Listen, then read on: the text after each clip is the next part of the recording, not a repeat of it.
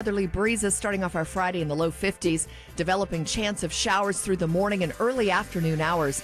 Look for highs to drop to the 60s. A second system brings a chance of rain Saturday with much cooler highs in the 50s. Big changes as we head into the weekend. I'm 8 News Now weather anchor Sherry Swensk for News Talk 840 KXNT. Start your day with us and stay connected with Vegas. This is Vegas at 8 on News Talk 840 KXNT. We're very happy to have with us this morning Xanna Kozakova. She is a Ukrainian citizen. She left several days ago, and we've got the chance now to chat with her about what she saw and what she saw going on in Ukraine. And Xanna, I appreciate you taking time to join us this morning. Very much appreciated. Oh, Alan, thank you so much for scheduling some time for me so that we can communicate about the tragedy which is going on in my native country and Ukraine, and the Ukrainian nation is in real danger. Thank you.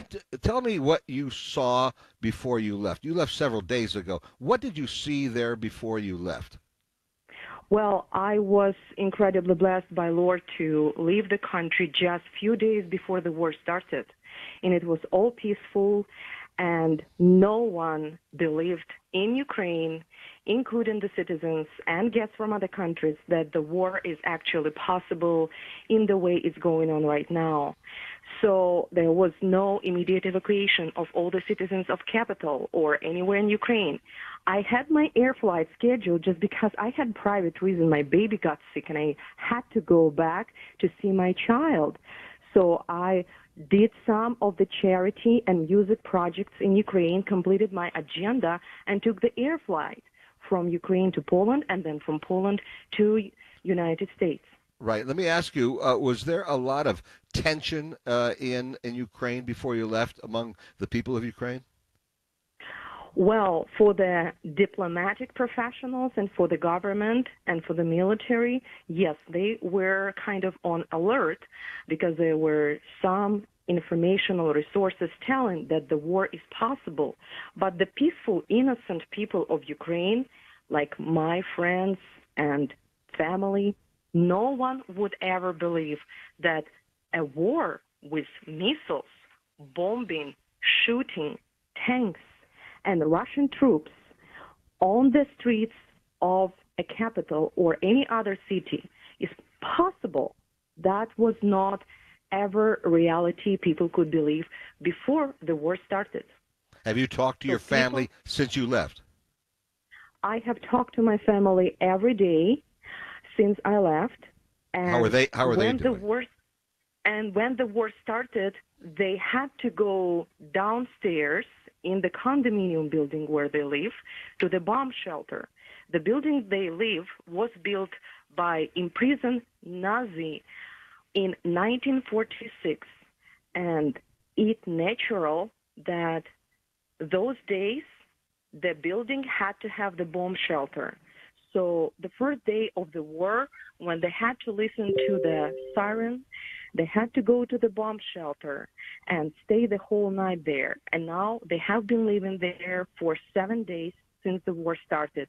They're incredibly scared. They feel the drama of the whole capital of Ukraine being under fire and bombing and almost being demolished, being ruined. But since I have there the family, they say they would never, ever leave the country. They would rather die fighting, but they don't want to evacuate. They don't want to be refugees. We're talking with Xanna Kozakova. She left Ukraine several days ago. I've got to ask you this. Tell me about the resolve of the Ukrainian people. You mean the resistance of Ukrainian people and the Yeah, spirit? yes, their sense of resolve, their sense of resistance, their sense of determination. Well, Ukrainian people used to live for already 30 years in democratic society. They have elected their current president, Vladimir Zelensky, in a democratic way of voting.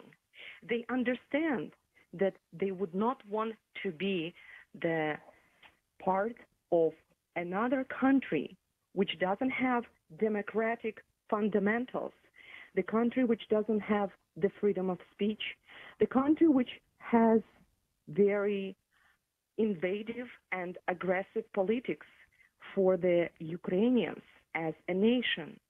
And what the leader of this country, I mean the leader of Russian Federation, Vladimir Putin, what he is doing, he is announcing a special military operation against the nation of Ukraine. And he calls the special military operation denationalization, which in your English means genocide of Ukrainian nation on its own territory of Ukraine. So under United Nations definitions, if you go to their website, you can read that genocide is a war crime. So people of Ukraine are very strong. They had been invaded for the last few centuries. They always survived. And they believe, they truly believe, that they will survive this war. They will be the winners. And anyways, all people who have left Ukraine for any reason, they are still willing to help Ukrainians to be the winning side. I was going to ask you about that. Whether you thought this David Goliath moment will be successful in the end for the Ukrainians. Oh well, I really like this parabola, this comparison from Bible, but I wouldn't say at this particular point that it's applicable for Ukraine and Russian Federation to be used to compare for one reason. When the Soviet Union collapsed and Ukraine got its independence in a peaceful way in 1991, by the year of 1997, Ukraine voluntarily gave up, by the goodwill of the nation and the government of Ukraine, all the nukes. And now Ukraine is nuclear-free country.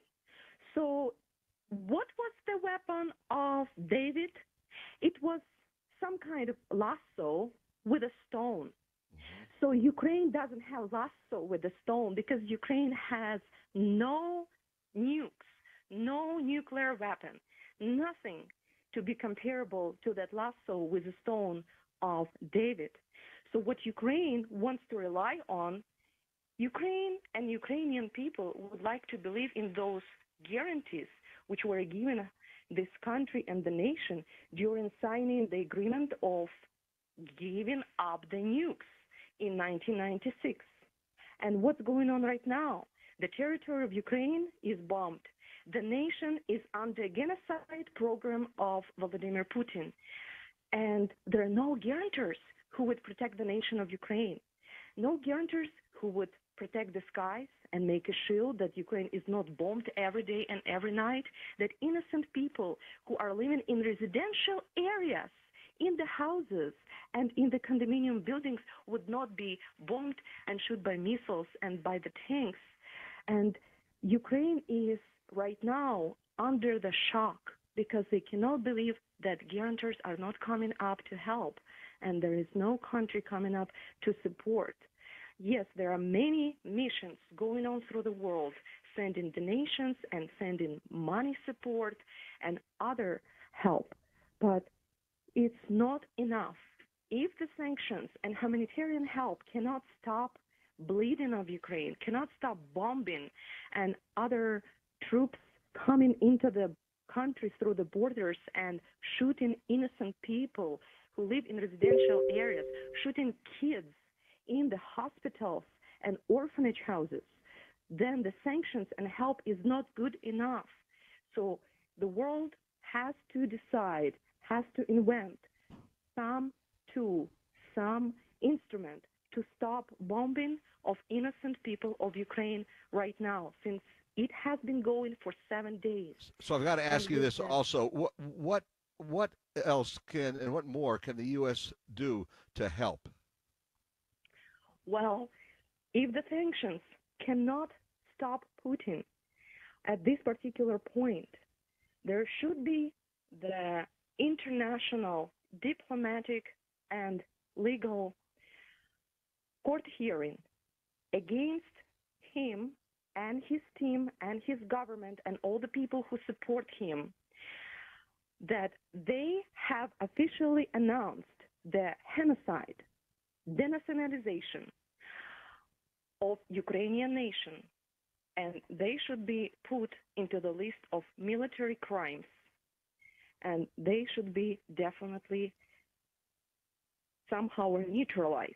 I've got to ask you this also. I've got to ask one last question. I've got a lot of time, but do you think that the other countries in Europe, or perhaps around the world, but certainly throughout Europe, should be sending their military troops into Ukraine to assist the Ukrainians fighting the Russians? Well, I don't want to express such strategies and ideas because that is a big threat of the initiating of World War III. But what was my suggestion is to declare Putin and his government and his team the war crimes and neutralize them instead of putting into the threat the whole world. That would be my strategy had I been asked about this. But at the same time, I believe that protecting Ukraine is the most important role at this point. And I'll tell you what my thinking and what's the reason. Because Putin, as the leader of the government and the military forces of Russian Federation, has already publicly said that Alaska and the Russian region in California, actually, those two territories of United States do belong to him and his controlled territories. So if no one gives him a real response in hitting, bombing, and invading Ukraine and killing innocent people, after he's somewhat satisfied with genocide in Ukraine, his next target point could be possibly United States territories, Alaska and California. So please be aware of this and be prepared. That was Xanna Kozakova, who left Ukraine several days ago and is now in Las Vegas. We'll have the second part of the interview tomorrow at the same time. Now, if you missed any portion of this interview or would like to hear it again, download the Odyssey app, search for KXNT, and select the show.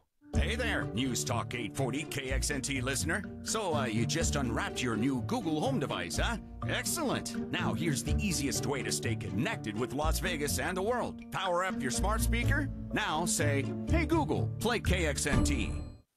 I'll take a moment to remind you about the two jewels of Henderson, the Emerald Island Casino and the Rainbow Club. Yeah, they offer a lot of great things, and I don't want to throw it away. It's important, but, you know, they offer the best paying slots valley-wide, best video poker valley-wide, and the best food and service. You're going to